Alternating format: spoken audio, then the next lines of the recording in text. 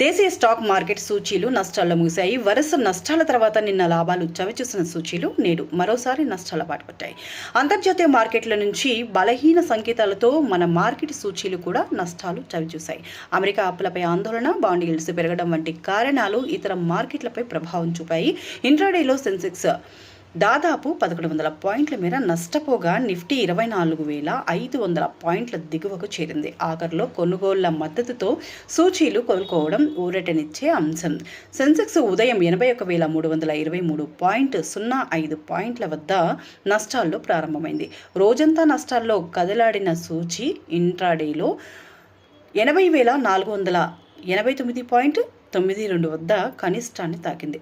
చివరికి 644.64 పాయింట్ల నష్టంతో 80,951.99 వద్ద స్థిరపడింది. నిఫ్టీ సైతం 203.75 పాయింట్ల నష్టంతో 24,609.70 వద్ద ముగిసింది. డాలర్తో రూపాయి మారకం విలువ మరో 42 పైసలు క్షీణించి 86.01గా ఉంది. సెన్సెక్స్ 30 సూచీలో ఇండస్ ఇండ్ బ్యాంక్, భారతీయ ఎయిర్టెల్, అల్ట్రాటెక్ సిమెంట్ మినహా మిగిలిన అన్ని షేర్లు నష్టాల్లో ముగిశాయి.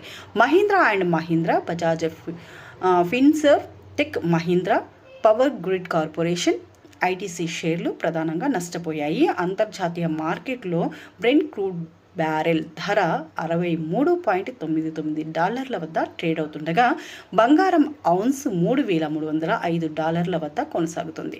దక్షిణ కొరియా, జపాన్, షాంఘై, హాంకాంగ్ మార్కెట్లు నష్టపోగా యూరోపియన్ మార్కెట్లు కూడా నష్టాల్లో ప్రారంభమయ్యాయి.